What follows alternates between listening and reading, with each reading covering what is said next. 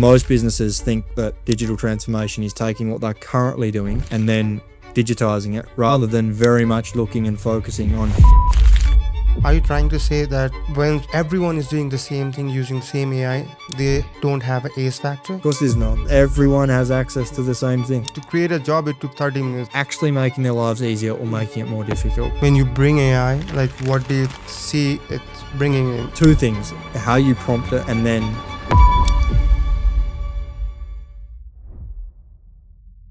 Let's get started then. Welcome to the first physical podcast, Julian. looking forward to it. Excited for this one. It's my first one in person too, so it's going to be some level of experience. We'll try and not get too awkward. Yeah, it's the first time I'm interviewing or doing a podcast in physical as well. So it's a good experience. Already see it. So today we'll be discussing about why digital transformation fell when dealing with a lot of clients. Those clients had a lot of visions. They come up with a lot of vision, but their execution is like really not working at all. So that has been one of my experience. Do you agree with this? Like execution is crucial on this regard, or what is it your experience? Yeah, I think there's two fundamental things, which is systems, and you got systems, and then you got your processes in digital transformation. And most businesses fail to look at the process part of it. So they have a lot of ideas, but when you talk about execution, I think there's probably two parts to that, to not get too technical and I guess off track as well. But is you have both like a partner that you're working with, or if you're doing it in-house, but then most businesses think that digital transformation is taking what they're currently doing and then digitising it, rather than very much looking and focusing on how do we actually improve the processes and use tech to help us improve the processes. There's a very big difference. And that's, in my opinion, a massive reason why it fails, because we look at things through the lens of, let's just do what we've already done, but we're using tech now. So, for example, we may have quoted a certain way for 30 years. We've done our quotes that way. So we say, oh, we've always done that. That's how it works. So we then get tech, and we know this with ERPs or anything else, or even custom quote tools. They then make it work for that, how they've always done it. Yeah. So they're fundamentally missing the point of you have to have the processes. It starts with the processes. Okay. If you mess up the processes, no matter whether it's digital or whatever, it's not going to work. And a lot of the time, people, I feel, overlook the fact that digital is not just, you should not be replicating what you're doing on paper. They're different things. Makes sense. Like whatever you want to scale, first be sure what you want to scale. If you're wrong, already your process is wrong, your system is wrong, you are scaling the wrong process and system. Okay. Makes sense. Totally makes sense now. So the other thing I wanted to discuss is, like, while we are discussing the system process and all that kind of thing, we in Intuji also build a lot of system and processes. One of them is 4D CX. I want to discuss more in regards to 4D CX, what it exactly means to you, where we started from, why do we even start 4D CX? So yeah. Yeah, it's a good question. We, I guess, have been working on projects for a long time, and we didn't have a proven process or a framework that we could actually deliver on, right? A delivery framework, a delivery process. So the 4D CX framework stands for the 4Ds of customer experience, and what we feel is actually the essential parts of going through that process of how we actually deliver that digital transformation and ultimately that experience. And I guess from our perspective, we didn't have that consistent, repeatable process or recipe, if that's the way you want to look at it, where no matter the size project, no matter the industry, the client, the whatever it was, that we had something that we could follow. Now, the first part of that, and this is coming back to the whole digital transformation thing, is obviously there could be some confusion here that the 4DCX framework is around us helping clients deliver digital transformation. It's our process to help them do that. But what we're doing with Intuji OS is trying to digitize the 4DCX framework for us internally. So there is a system around how that actually works, right? And there's two very big differences there. And well, they're two very different things is probably the way I should put that. And so people need to look at them Like the process is the 4DCX framework. How we make it work digitally and what it enables us to do is a completely different thing, right? So the idea is great, but then how we actually build it into Intuji OS and execute at scale. For example, the idea behind the 4DCX framework is an awesome concept. There's awesome ideas there. How do we get it to every single team member undeniably and in the exact same way in the repeatable process? That's the difference. Makes sense. In D4DCX, I would like to ask you again is like clarify things around what actually 4D means and CX means. Yeah. And then also how would you relate it to like how evaluation process and all that kind of thing. We are in the digital transformation sector. We always are into uh, data driven. How is this data driven? If we see something going wrong, how we figure that out if it's going wrong, and then refactor it. Or yeah, refactoring is my term. Basically, I use it often, so I think you get it. Yeah, So absolutely. yeah. Well, the 4DCX stands for 4Ds of customer experience, and the 4Ds are discover, design, develop, dominate, which is our framework for how we deliver transformation. CX stands for customer experience. When we're building even an internal platform and external platform, our belief at the core is it impacts the customer. At the end of the day, if you're a for-profit business, everything we're doing at the end of the day, what we're trying to achieve is for the customer. Even if you are, for example, trying to be more profitable and deliver a better service or product, that's an internal operations platform. But who are you actually trying to do? You're not going to be more profitable or deliver better service if it's not for the customer. For example, if you don't improve your customer experience, you're not going to be more profitable, right? You're not going to scale because you don't have a good customer experience. So that's an internal platform. You might build a customer portal. That's very much direct to a customer experience platform. And it's much more of a, how to put it, like it's much more directly to CX. Because I know a lot of people probably listening, like the 4 days of customer experience, or we're building a quoting platform that has nothing to do with the customer experience. Who are you doing the quote for? Right? How quickly does that customer want the quote? How well can you explain the quote? How quickly can you get it to them, as you just discussed? Everything is a fundamental belief that it comes back to a customer experience. What we're building in Intuji is, why are we trying to do it? Ultimately, to build a better customer experience for our clients. That's the ultimate reason. Yes, there's things with operations and all these other things, but the ultimate reason is that we'll be more profitable and we'll deliver a better service to the client, which is a better result for the client. So that's where the whole idea of the 4DCX comes from. Right. Now, how it evaluates things or gives a process of how we actually look at things going off the rails or whatever, it's meant to be a framework that provides us the guidelines or the structure to deliver repeatable, consistent outputs or, achieve consistent success. How we've done this is by learning from our mistakes, doing so many projects across various industries, various sizes, everything else. And we've taken those learnings and put it into that repeatable recipe or system, if that's what you want to call it. So if we follow the process, it won't go off the rails. And it has guardrails, things in place there that we know, hey, we're heading in the wrong direction here. Makes sense. While you're saying this, all this kind of thing, I was imagining around, I was actually remembering around with our 10 years of experience where we started tech for the sake of tech, actually. We implemented a lot of tools in the initial project. We were only implementing tools here and there, but we were not measuring client success. We were not seeing their profitability, anything. We were just experimenting the tools. Now as we have these all these frameworks and processes, we firstly think about like how we this is profitable for our clients. Is that making anything making sense or not? Definitely. I think, and again, it comes back to the process of, like, we've obviously built our own internal processes, which is, we call it outcome driven digital transformation, which is PSV thinking, essentially focusing on increasing profitability, enabling scale, building enterprise value. But you don't do that without good processes. Exactly. That's the problem. And like most businesses have both a process problem and a systems problem.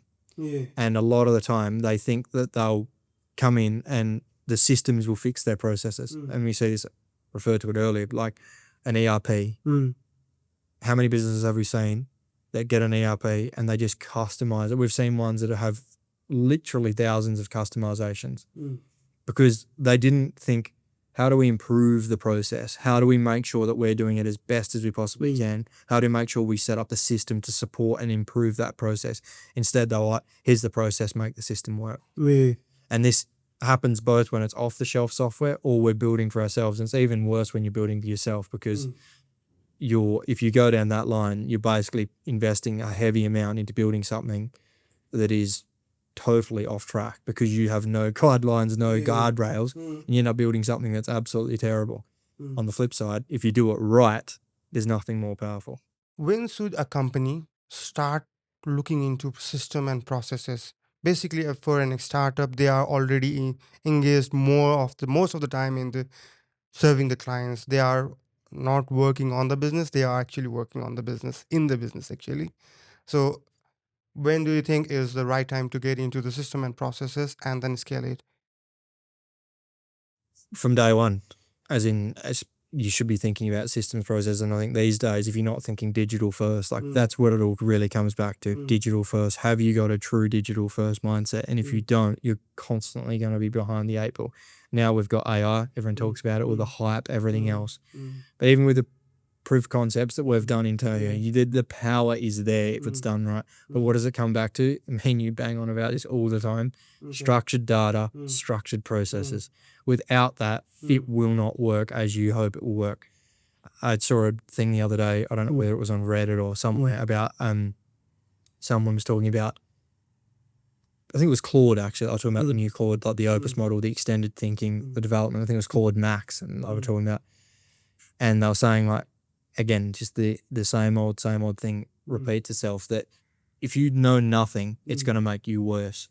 If you're really good at what you do, you're going to be able to get so much more done. Same principle applies here of what you... Digital transformation, digital first starts with systems, structure, and process. AI is now making that even more important. Okay. When you bring AI, like what do you see it bringing in? My perspective from AI is like it brings efficiency, and if it's given like the data given to AI is crap, then it creates the output is also crap. I have experienced this a lot of time.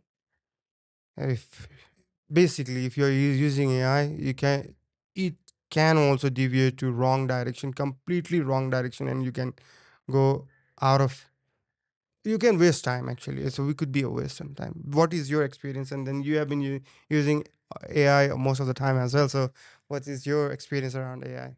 Yeah, I totally agree. If it's like two things, it's the prompting is really the point, and context. So like how you prompt it and what you instruct it to do, and then the context that it has. The more context it can be given, the more predictable it is. Then you use that prompt and the context, and you get very predictable outputs. Most people don't know how to prompt properly, and most people have not got the context, and that context is always data. For in our business, for example, it's client meetings, mails, proposals, discovery documents, all of that kind of thing. All of that is data. FAQs, anything that we can get, this podcast, the transcript from this podcast, this is data. How do you build that into the most structured format you possibly can? That becomes your context. Then the other part of it is your prompting. Then how do you build the systems, e.g. the prompts, that enable the team to use that context and those systems at scale, right? Makes sense. Massively. Now, being digital first is like not using AI. And you can be digital first and get incredible gains. I'm not like AI, like an AI bro, where it's all in on AI. That's like, it's not really the point. But if it's used right, you can absolutely get those efficiency gains. If it's used wrong, again, coming back to that point, it just produces more crap. If you're crap, it's going to produce crap. If it's good and incredibly well done, it will produce stuff that's good and incredibly well done. And how do we bring these systems at scale to the team, right? With what we're trying to do with Intuji OS and what we're working with other businesses, right? To create their edge factor, do this exact same thing. Most businesses these days, like still a lot of them, are struggling to get out anything, but they've got this standard quote, or they've got a customer portal that is sweet commerce with a theme on it, whatever else. There's no intuitive delivering value without even having to think about it, kind of thing. Proactive notifications, proactive value. We're working with one client at the moment on, I guess we can say a maintenance module, probably about the limit of what we can say. But the whole premise behind it is how do we deliver proactive value to the user, not just you can order X here. There's a very big difference, and that comes back to, again, systems, processes, and then the digital and the systems enable you to do that, and the AI is just another means. Now, when you bring this client to my memory, I remember the discovery phase we did for them. We didn't mention the name, but I got it actually. Didn't totally understand. We went to in a very detailed discovery so that we understand their current system process, what they are going through, and then we are now thinking of, oh, this could be improved this way. Uh, and everything. My question and challenge to you would have been, what would have happened had we worked with them, or we're still working with them, but if our approach was, what's your current processes, let's replicate that. And I actually challenged our team internally with one of our initial concepts around some work we'd done for this particular client. And we'd taken too much of that attitude, that direction of like, let's replace what's there. Yes, we need to, this is kind of overall re-platforming, I guess, is a big part of this project, but our goal is to not copy the process of what's there. We're replacing what's there. We're not copying the process of what's there. It's a whole different mindset to, okay, we're going to replace the platform, but we're going to do it in a completely different, far greater way. And we're laying the foundation for 5, 10, 15 years of innovation with what they're trying to do. Yeah, and exactly.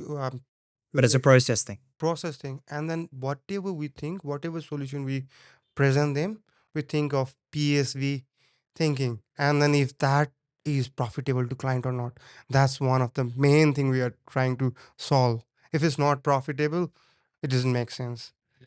And then if that solution is not AI ready, it's not making sense. Or scalable, I mean to say, not exactly AI ready. But I would argue that now, as in AI ready. I get what you're saying, but AI ready, in my opinion, a lot of people would just look at it and just straight away default to, you can go and whack OpenAI's API into your product. That's not the point. I think we're honestly taking, I don't really see anyone talking about this, the data structure. How are you, and someone like Google and whatever else have been doing this for a long time. That's a whole different story. We're not talking about this. But even now with AI, companies that are general companies, might be doing 100 million, might be manufacturer, industrial business, whatever, private company, but they're sitting on a gold mine of industry data. They're sitting on a gold mine of even how their business could go from 100 million to 200 million with the same team, right? Okay, now don't get me wrong, there might be some HR things or whatever else. I'm just saying as a hypothetical, right? But this all comes back to that increasing profitability, enabling scale, and building enterprise value, right? Outcome-driven digital transformation. If you focus on those outcomes, guess what will improve the processes? Yeah, basically, when you say they might be sitting into the mine of a data that can be used, and then we as a company are already sitting in mine of a data massively. We're still working on that with Intuji OS, and then we are trying to strategically do our best to get benefit for our clients and us as well, and systemize things. Already see that the value that it is will bring in the process. It's got to bring massive value to us and to our clients. We've talked about multiple things that we won't necessarily discuss in specifics here, but like with what we're doing. But even what we're doing internally to improve, and I'd challenge to say, what's the ultimate goal? We want people to deal with this because of Intuji OS. All right. That's a customer experience. It's 4DCX. You see all of it links together, right? That's probably the whole point of it. But what we're ultimately trying to do is use that data to our advantage and the systems and the processes. When I say systems, sometimes people, to be clear, when I've referred to systems, I just want to make clear on this thing is like, when I say systems, I'm not talking about IT systems. I'm talking about actual systems, like standards operating procedures or like kind of actual processes. And so those systems and processes that we're working on, a junior dev should be able to jump. You said this the other day, right? What we're working on, a junior dev should be able to jump in and compete nearly with a senior dev. Right. Yeah. If the information given, if the knowledge is transferred correctly, and the process that we hold their hand, that it's all digitized properly, the process, the systems are there. Why can't they? Exactly. Now, don't get me wrong, there's experience, there's all of this, there's everything else. But how do we give them the best chance at getting from junior to senior in the shortest space of time? Exactly. So yes, you can sit there and argue, say, oh, they don't have the experience. I agree with that. It's not, I'm the biggest defender of that. I know you are as well. We're talking about this earlier. But it's more the fact of how do we take control of what we can with the information? How do we provide as much assistance? And what I've done a few LinkedIn posts, comments and everything else about it, is augment the team.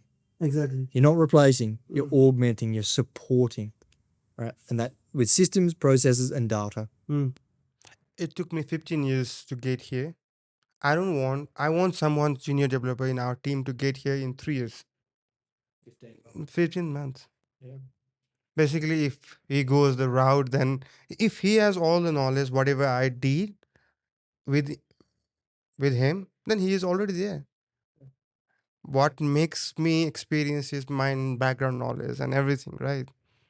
The confidence level I bring in. If I share all that at once, the AI has already started doing it. We're trying, if the data is presented properly, I see that happening easily. Yeah. And I think there's so many like skeptics who we're talking about AI. We don't want to turn this into a thing. It's about systems and process. But I do think you look 10 years ahead. Anyone you ask, like when they talk about AI, it's not is it getting better or worse? Firstly, it's not getting worse, clearly. It's only going to get better. Now, it's not about, again, replacing them. It's about augmenting them. So the whole point is, how do we use it where it's great to do 80% of the lifting? We finish off the 20%. Right?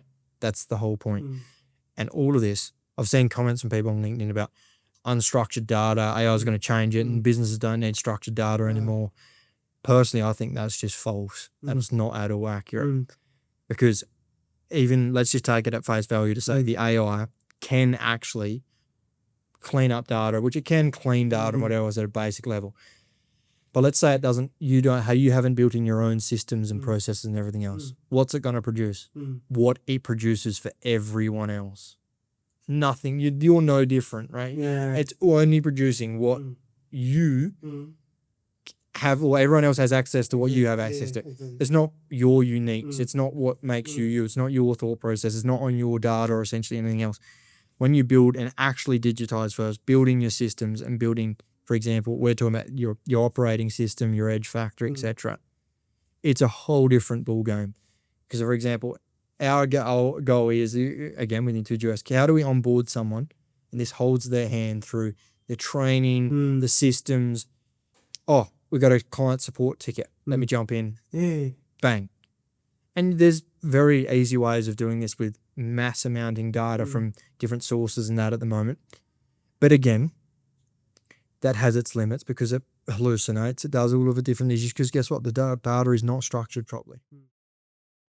So basically, when you are explaining this, are you trying to say that when everyone is doing the same thing using the same AI, they don't have an ace factor? There's no competitive advantage. Of course there's not. Everyone has access to the same thing. It's like using a commercial off the shelf or an off the shelf B2B portal or whatever, like just a simple example. If you have a commercial off the shelf portal and your competitor has the same one,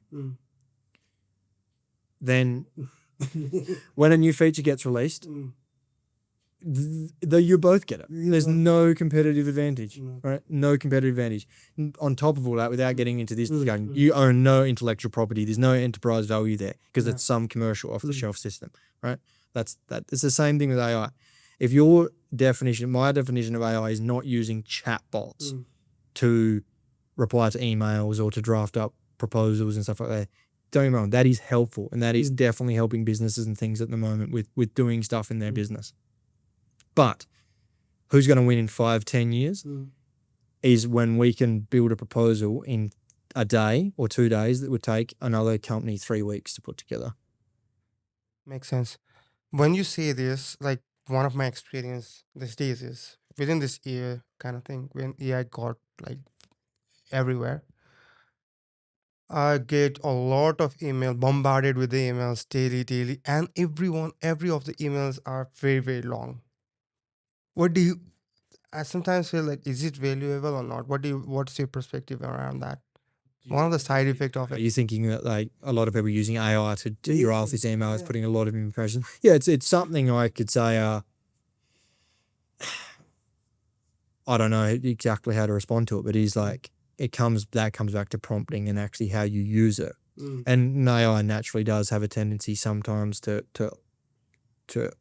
overcomplicate things. I think, but it depends on the nature of like I don't know. To me, it depends on the context. And a lot of people are using AI at scale for outreach, and it's just trash. Like that's not AI is not that doesn't mean AI is bad. That means you're just implementing it poorly. Meaning any unpersonalized outreach at scale is just awful. I'll give you an example. Uh, we used to get clients email like they were really excited and they will say let's go kind of thing. In that email specifically they will spell go and all that with that excitement. Now with AI we don't get it anything, like it's everything is like no expression, there's no spelling mistake, nothing, everyone is perfect. Yeah, that's a good point. I think a lot of that comes back to even the prompting, the training, the context. And when I say context, for example, having built my own proof of concepts of different tools and things, is that when it uses your own voice, it writes a lot more like you do, right? It learns from what you do, etc. But in general, yes, AI won't purposely make spelling mistakes. But I've seen it write emails to me when I write a very specific thing about where it's done that, not necessarily let's go in a yeah, you can tell it's right in Australian slang or something, and it will write, "Hey mate, how are you?" kind of thing. But it's like, I think that comes back to kind of prompting overall, and I guess yeah, there is something about being human to it and a human element as well.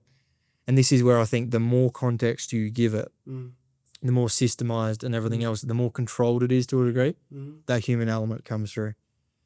Now, every day, or I guess every day and today, like you've probably seen stuff that you think's AI that's actually been written by someone. Yeah. Because these days people just think it's AI. I guess from my perspective is there's no right or wrong to that.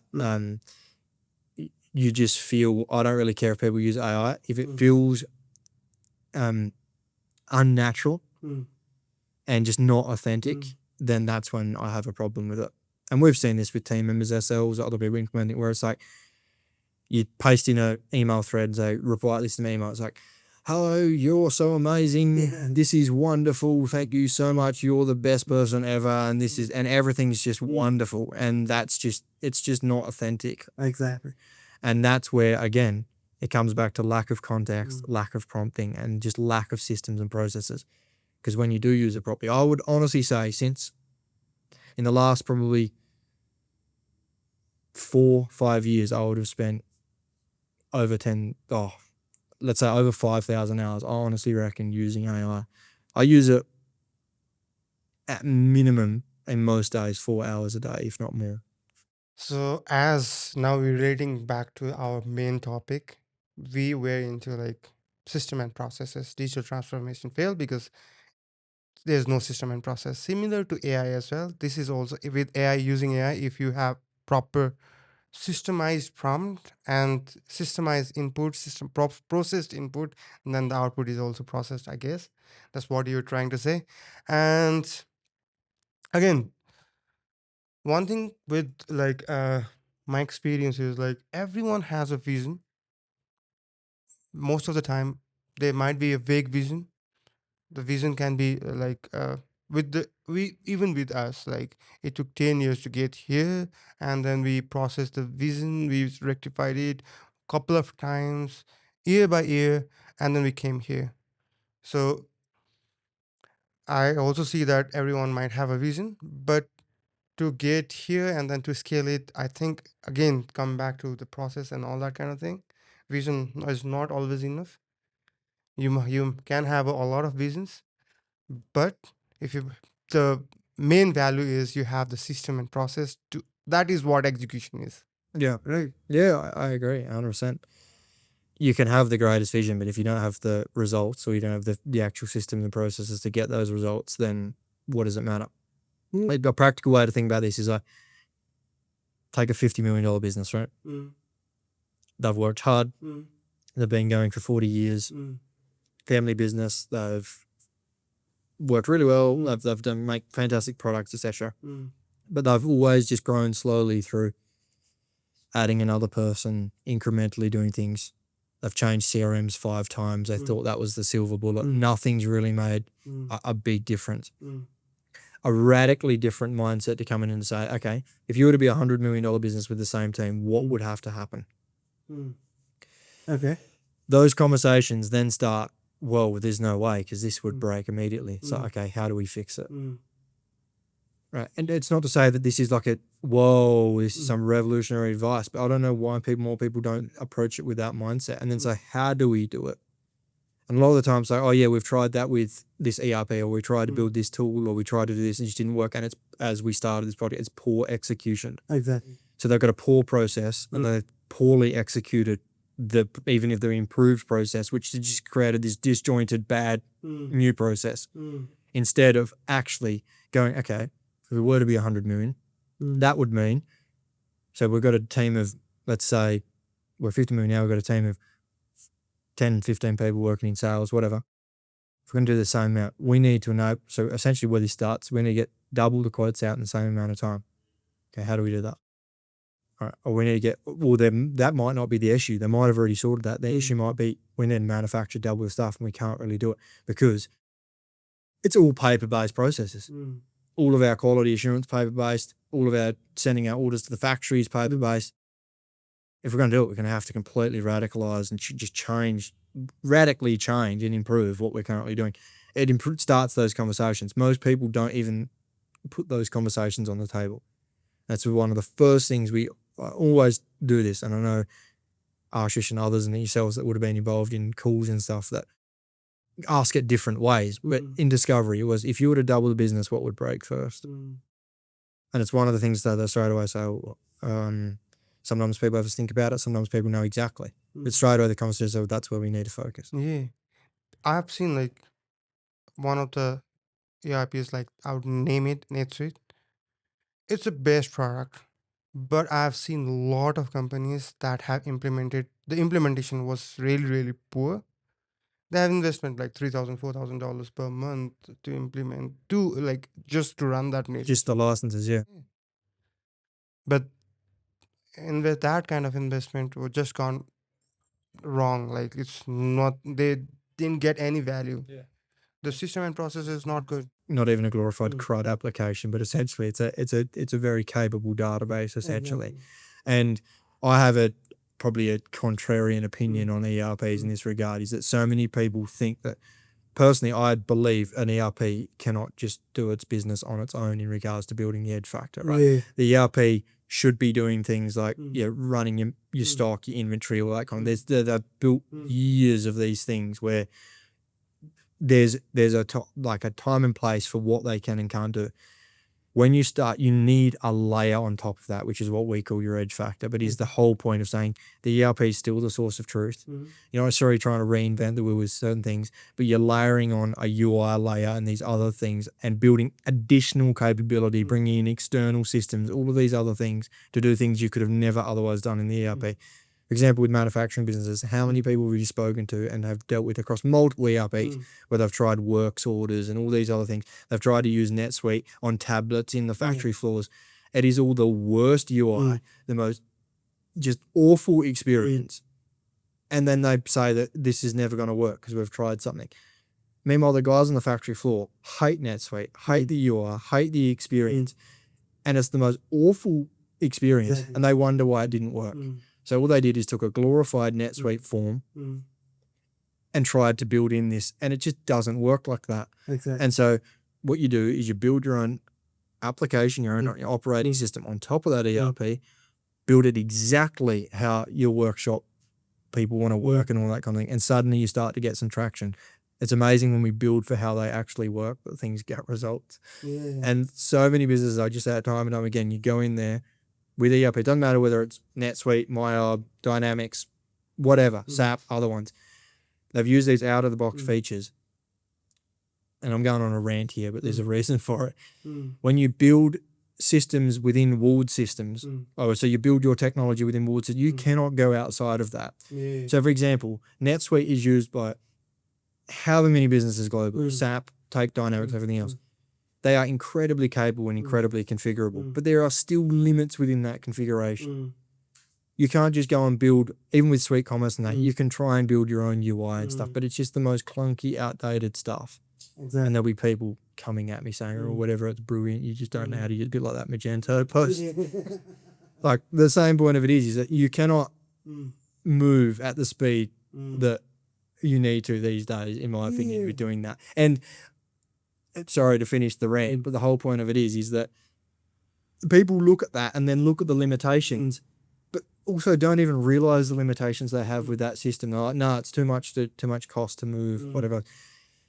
So many people I've said this time and time again as well. This is links to what I feel, but they underestimate the level of effort and investment required to truly create your own technology in your own business that fundamentally shifts how the business operates or how your industry operates. They also fundamentally underestimate how much potential that has. Both. They underestimate how much effort and investment, but at the same time, they underestimate if they actually had to do it properly. People just don't even know what's possible. The UI issue, the customer experience, the employee experience, and all that kind of thing, I'm really, really relate to it. I've seen while we were doing this discovery phase and all that, people were struggling to create a job. It took 30 minutes. Like, what the heck is that? A simple job, as in anyone can relate it. It's simple job. It's taking 30 minutes. It's the frustrating thing to do. They want to do it last thing, which should have been the first thing to do. Yeah. In their process. They are avoiding it because it's a pain in the neck. They don't want to do it.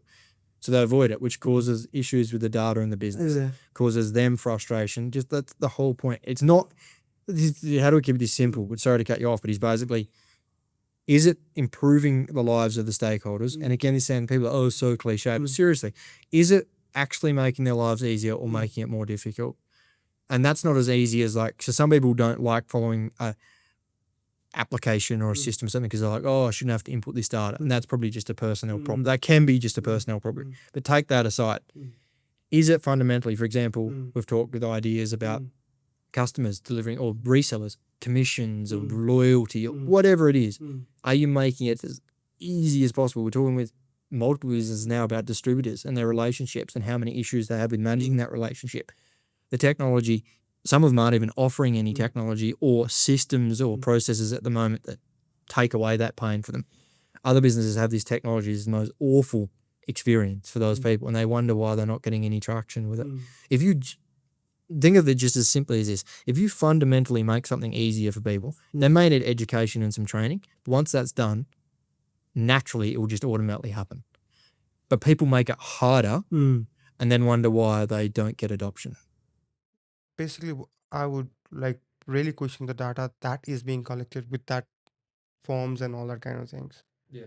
Basically, they don't like to fill that form, and then they are very lazy to do that, and then struggling to that, and then if they are struggling initially to fill out the form and then collecting the data, and then if the data is poorly collected, what kind of decision making are you doing out of that data? Because it's not great data. That's absolutely the point. And if it's not structured, then absolutely. And it's just like a completely rethinking. Coming out to the example we used earlier of that project of where we were looking at a current process and a current system. The end goal is still the same.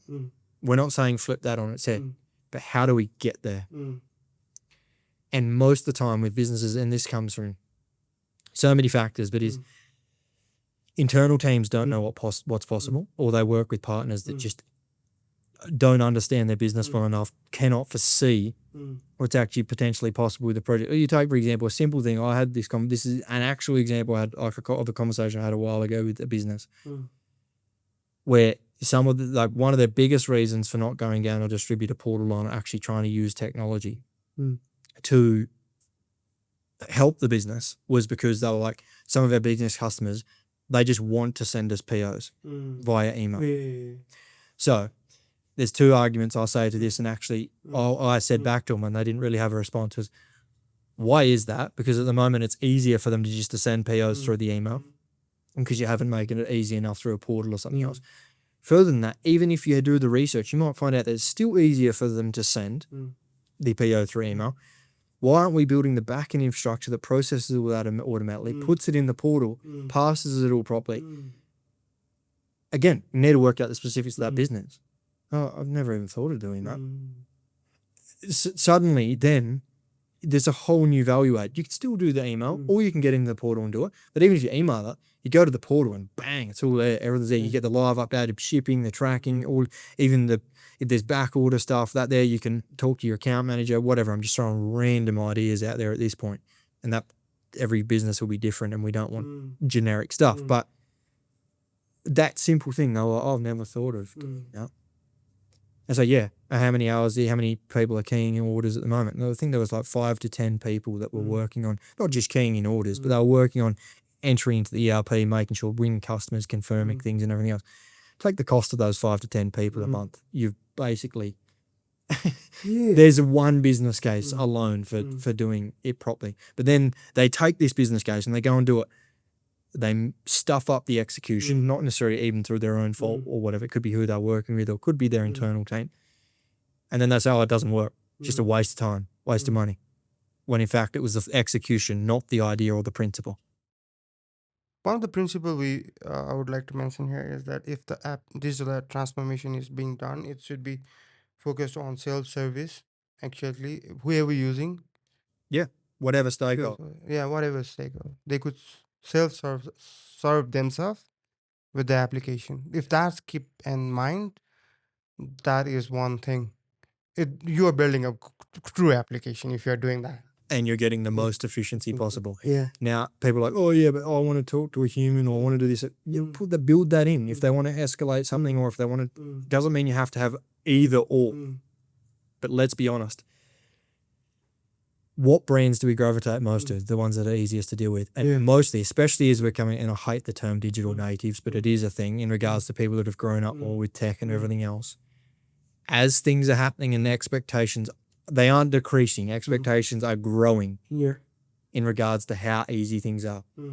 To the point where I just want to get on and say, bang, this is my issue and it's sorted out. Now, that could be a human for a complex issue.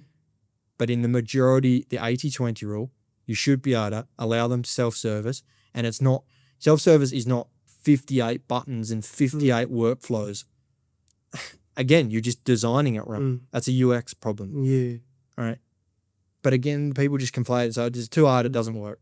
It's just easier to do what we've always done than it is to actually radically think about doing something differently and probably breaking through that glass ceiling, if that makes any sense. For example, we'll talk about our own Intuji thing. What's got us here today is not at all what's going to get us to where we want to go. Exactly.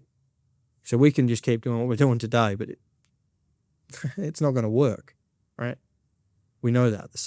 And we know that's a process. It's not just like we build some piece of tech and, magic. It doesn't work like that. It's the processes that are enabled by tech. It's that simple. Right. Okay, so I think for today's episode, we'll wrap this up right here with a good note that every digital transformation is based on the system and processes. And if you have a better system and processes, then only you are able to scale it. If not, let's not scale the wrong processes. I agree. It's been a good conversation. Thanks, Julian. Good job. And the first one on the in person that we've both done. So hopefully it was all right for the viewers, but we'll see how it turns out. Thank you. Thanks, guys. That's a wrap on this episode of The Disruptors. If you are serious about unlocking your ace factor, the thing that sets your business apart and helps it grow sustainably, don't forget to follow, share, and leave a quick review. We will be back next week with more real-world insights and no flop conversations on how to rethink your systems, modernize operations, and build value that lasts. Until then, stay sharp, stay focused, and keep disrupting.